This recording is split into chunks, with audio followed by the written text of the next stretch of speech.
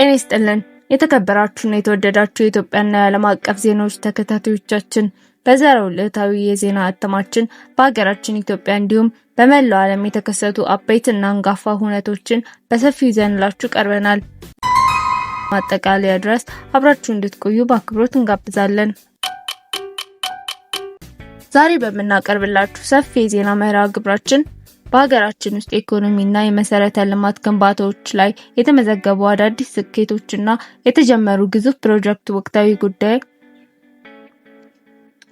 በአፍሪካ ቀንድ ያለውን ቀጠናዊ ትብብርና የዲፕሎማሲያዊ እንቅስቃሴዎች የሚመለከቱ አዳዲስ መረጃዎች፣ በዓለም አቀፍ ደረጃ በታላላቅ ሀገራት መካከል እየተስተዋሉ ያሉ የጂኦፖለቲካ ውጥረቶችና የሰላም ጥረቶች፣ በቴክኖሎጂው ዓለም የሰው ሰራሽ አስተዋጽኦ ወይም AI እያመጣቸው ያሉ አዳዲስ ግኝቶችና በሰው ልጅ የሥራ መስክ ላይ የፈጠሩት ተጽዕኖ፣ እንዲሁም በማጠቃለያችን በስፖርቱ ዓለም የተመዘገቡ አስደናቂ ሁኔታዎች እና ውጤቶች የዝውውር ዜናዎቻችን በስፋት የምንዳስስ ይሆናል። አሁን በቀጥታ ወደ መረጃው የሀገር ውስጥ የዜና አምዳችን እንሸጋግራለን። የሀገር ውስጥ ዜናዎቻችን የምንጀምረው በኢኮኖሚ ዘርፍ በተመዘገቡ አዳዲስ ሁነቶች ነው። በኢትዮጵያ የተለያዩ ክልሎች የተገነቡ ግዙፍ የኢንዱስትሪ ፓርኮች ምርታማነታቸውን እያሳደጉ መሆኑ ይፋዊ ሪፖርቶች ያመለክታሉ። በተለይ የሀገር ውስጥ ምርትን በመካተት እና የውጭ ንግድ በማሳደግ ረገድ የጨርቃጨርቅ፣ የቆዳ ውጤቶችና የግብርና ማቀነባበሪያ ኢንዱስትሪዎችን ከፍተኛ አስተዋጽኦ እያበረከቱ ይገኛሉ። የኢኮኖሚ እንቅስቃሴ በሺዎች ለሚቆጠሩ ወጣቶች አዲስ የሥራ ዕድል የፈጠረ ሲሆን የውጭ ምንዛሪ ግኝትንም ለማሻሻል ትልቅ ተስፋ ሰጥቷል። በሌላ በኩል በዋና ከተማዋ አዲስ አበባና በሌሎች ታላላቅ የሀገሪቱ ከተሞች እየተተገበረ ያለው የኮሪደር ልማትና የከተማ ውበት ግንባታ ፕሮጀክት በጥሩ ፍጥነት እየቀጠለ ይገኛል። ይህ ፕሮጀክት ከተሞችን ለነዋሪዎች ምቹ፣ ለአረንጓዴ ልማት ተስማሚና ለቱሪስቶች ማራኪ የማድረግ ዓላማ የሰነቀ ነው። መንገድ መሰረተ ልማቶች፣ የባቡር መስመሮች ማሻሻያና የህዝብ ማረፊያ አደባባዮች ግንባታ የከተማዋን ገጽታ በከፍተኛ ደረጃ እየቀየሩት ይገኛሉ። ነዋሪዎችም በልማቱ ምክንያት የሚፈጥሩ ጊዜያዊ መስተጓጎሎችን በትዕግስት በማለፍ ለከተማዋ ዘመናዊነት በበኩላቸውን ድጋፍ እያደረጉ መሆኑ ተገልጿል። ወደ ግብርናው ዘርፍ ስንሸጋገር የዘንድሮ የክረምትና የበጋ የመስኖ እርሻ ምርታማነት በከፍተኛ ደረጃ መጨመሩ ታውቋል። በተለይም በስንዴ ምርትና ራስን የመቻል ስትራቴጂ ስኬታማ በሆነ መንገድ እየተገበረ ይገኛል። አርሶ አደሮች አዳዲስ የግብርና ቴክኖሎጂዎችን፣ ምርጥ ዘሮችንና ማዳበሪያዎችን በአግባቡ በመጠቀማቸው በሄክታር የሚገኘው ምርት በከፍተኛ መጠን አድጓል። ይህም የሀገር ውስጥ የምግብ ዋስትናን ከማረጋገጥ ባለፈ ለአጎራባች ሀገራት የሚተርፍ ምርት ለማምረት የሚደረገውን ጥረት አግዟል። ሆኖም የአየር ንብረት ለውጥ የሚያስከትለውን ያልተለመደ ዝናብና ድርቅ ለመቋቋም የአረንጓዴ አሻራ መርሃ ግብርና የተፋሰሰ ልማት ስራዎች በተጠናከረ መልኩ መቀጠል እንዳለባቸው ባለሙያዎች ያሳስባሉ።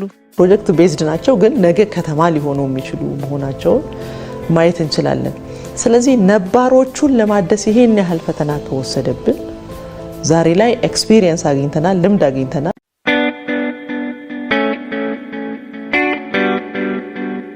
በመቀጠል ወደ ቀጠናዊ መረጃዎቻችን ስንሻገር በአፍሪካ ቀንድ አካባቢ ዘላቂ ሰላምና የኢኮኖሚ ውህደት ለመፍጠር የሚደረጉ የዲፕሎማሲ ጥረቶች ተጠናክረው ቀጥለዋል። የኢፌዴሪ መንግስት ከአጎራባች ሀገራት ጋር ያለው የንግድ ኃይል እና የትራንስፖርት ትስስር ይበልጥ ለማሳደግ ስምምነቶችን እያደረገ ይገኛል። በተለይም የኤሌክትሪክ ኃይል ለጎረቤት ሀገራት የመሸጥ ስራ እና የወደብ አማራጮችን የማስፋፋት ስትራቴጂ የቀጠናውን ሀገራት በጋራ ተጠቃሚነት ላይ የተመሰረተ ትስስር የሚያጠናክር መሆኑ በሰፊው እየተነገረለት ነው። የአፍሪካ ህብረት ወይም አፍሪካን ዩኒየን በበኩሉ በሀገሪቱ የሚከሰቱ ግጭቶችን በአፍሪካውያን መፍትሄ ለአፍሪካ ችግሮች በሚለው መርህ መሰረት ለመፍታት የበኩሉን ጥረት እያደረገ ነው። በሱዳንና በሌሎች የአህጉሪቱ ክፍሎች ያሉ የውስጥ አለመረጋጋቶችን በሰላማዊ ውይይት ለመፍታት ልዩ የሰላም ድርድሮችና የሽምግልና ጥረቶች እየተከናወኑ ነው። ሌላው በአህጉሪቱ ትልቅ ትኩረት ያገኘው ጉዳይ የአፍሪካ አህጉራዊ ነፃ የንግድ ቀጠና ትግበራ ነው። ይህ ስምምነት በአፍሪካ ሀገራት መካከል ያደረገውን የንግድ ልውውጥና የኢኮኖሚ ትብብር ወደ ላቀ ደረጃ አሻግሯል ተብሎ ይታመናል። ሀገራት የጉምሩክ ታሪፎችን በመቀነስና የድንበር ማቋረጫ ስርዓቶችን በማዘመን የአህጉሪቱ ምርቶች በነጻነት እንዲዘዋወሩ እያደረጉ ነው። ይህ አሰራር የአፍሪካን የውስጥ ንግድ ከማሳደጉም በላይ አህጉሪቱ በዓለም አቀፍ የንግድ መድረክ ላይ ያላትን ድርሻ በከፍተኛ ደረጃ ያሳድጋል ተብሎ ይጠበቃል።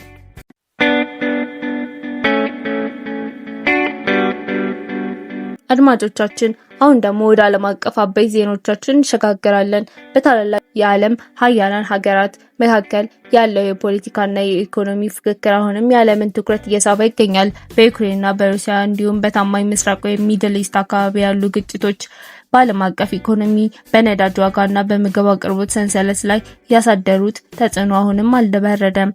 የተባበሩት መንግስታት ድርጅት ወይም ዩኤን እና ሌሎች ዓለም አቀፍ የሰላም አስከባሪ አካላት ተኩስ አቁም እንዲደረግና ሰብአዊ እርዳታዎች ለተጎጂዎች በአስቸኳይ እንዲደርሱ በተደጋጋሚ ጥሪዎች እየቀረቡ ይገኛሉ። በሌላ በኩል በአሜሪካና በቻይና መካከል ያለው የንግድ እና የቴክኖሎጂ ፉክክር አዲስ ገጽታዎችን እያሳየ ነው። ሁለቱም ሀገራት የራሳቸውን የቴክኖሎጂ የበላይነት ለማረጋገጥና የማይክሮቺፕ ወይም ሴሚኮንዳክተር ምርትን ለመቆጣጠር ከፍተኛ መዋዕለ ንዋይ እያፈሰሱ ይገኛሉ።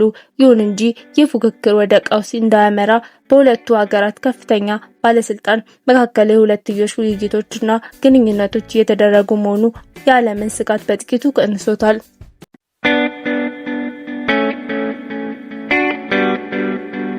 አሁን ደግሞ የሰው ልጅን የአኗኗር ዘይቤና የስራ ባህል በከፍተኛ ደረጃ እየቀየረ ወደሚገኝ የቴክኖሎጂ ዓለም እንሻገራለን። የሰው ሰራሽ አስተዋጽኦ ወይም ኤአይ ቴክኖሎጂ በሕክምና፣ በትምህርት፣ በፋይናንስ እና በፈጠራ ስራዎች ላይ አስደናቂ ስኬቶችን ማስመዝገቡን ቀጥሏል። አዳዲስ የቋንቋ ሞዴሎች ግኝቶች የሰውን የዕለት ተዕለት ስራዎች ይበልጥ ቀልጣፋና ፈጣን እያደረጉ ይገኛሉ። ለምሳሌ በሕክምናው ዘርፍ ኤአይ በሽታዎችን ቀድሞ ለመለየትና አዳዲስ መድኃኒቶችን ለማግኘት የሚፈጀውን ጊዜ በከፍተኛ ደረጃ ቀንሶታል። ሆኖም ግን የዚህ ቴክኖሎጂ መፈናጠቅ የብዙዎች ሰዎች የስራ ዕድል ሊነጥቅ ይችላል የሚለው ስጋት አሁንም በስፋት እየተወያየበት ይገኛል። የዓለም የቴክኖሎጂ መሪዎችና የህግ አውጪ አካላት የኤአይ አጠቃቀም በህግ የተገደበ ስነ ምግባራዊና የሰውን ልጅ ደህንነት አደጋ ላይ የማይጥል እንዲሆን አዳዲስ ህጎችንና መመሪያዎችን እያዘጋጁ ይገኛሉ።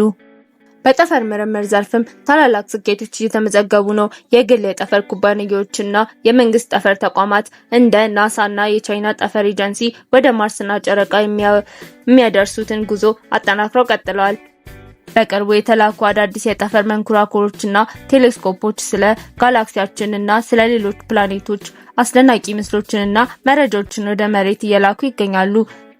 ይህም የሰው ልጅ ስለ አጽናፈ ዓለም ያለውን እውቀት ይበልጥ እያሰፋው ይገኛል።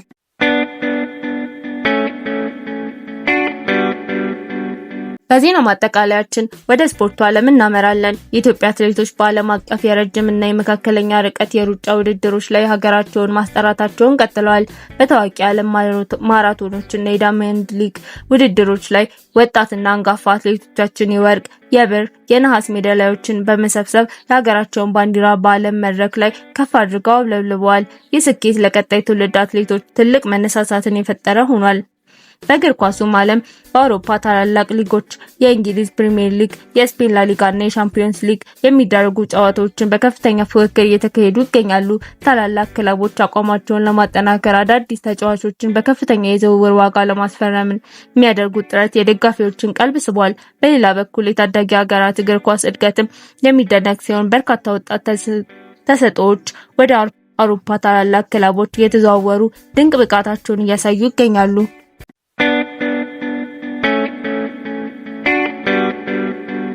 የተከበራችሁ የቻናላችን ተከታታዮች ለዛሬ አዘጋጀንላችሁ ሰፊ ሀገር ውስጥ እና የዓለም አቀፍ ዜናዎቻችን እነዚህን ይመስሉ ነበር።